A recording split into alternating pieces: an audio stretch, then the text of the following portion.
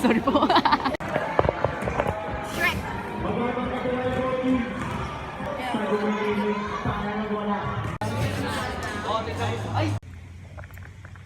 Ano po?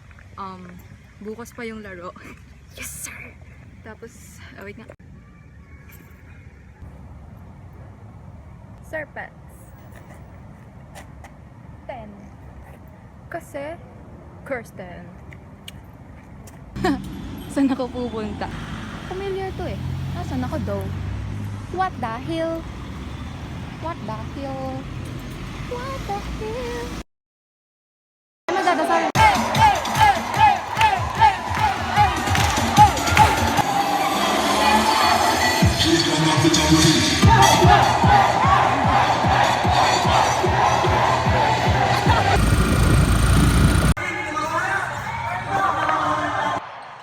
Dear basketball, from the moment I started rolling my Natalo kami dahil dyan. Bye-bye po! Bye-bye! Babalikan niyo po si ate, di ba? Hindi. Hello?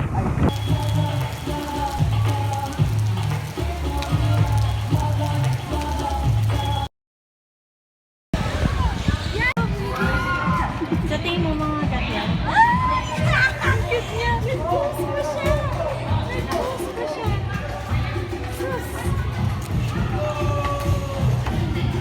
Bye-bye.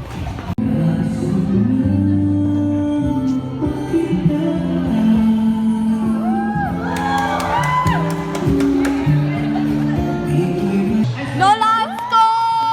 Nolasco! Nolasco!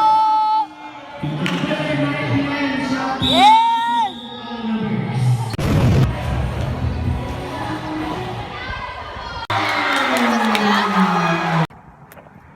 Talo po kami sa ano, sa third place ng volleyball. Huhu, lang. Pero second place sa basketball.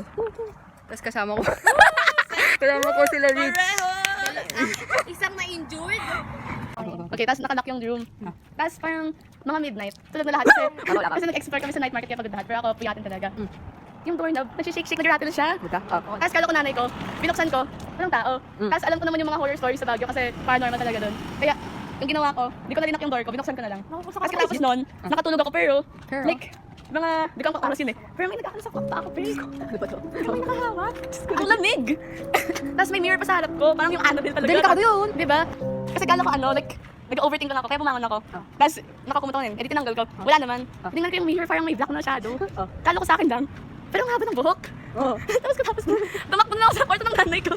Buti na lang yung kwarto nila is ano, yung parang walang door, yung parang nakaganon lang. Arch. Oo, yun. Kaya tumakbo ako. Tapos nagalit pa tatay ko kasi tumalon ako sa bed nila.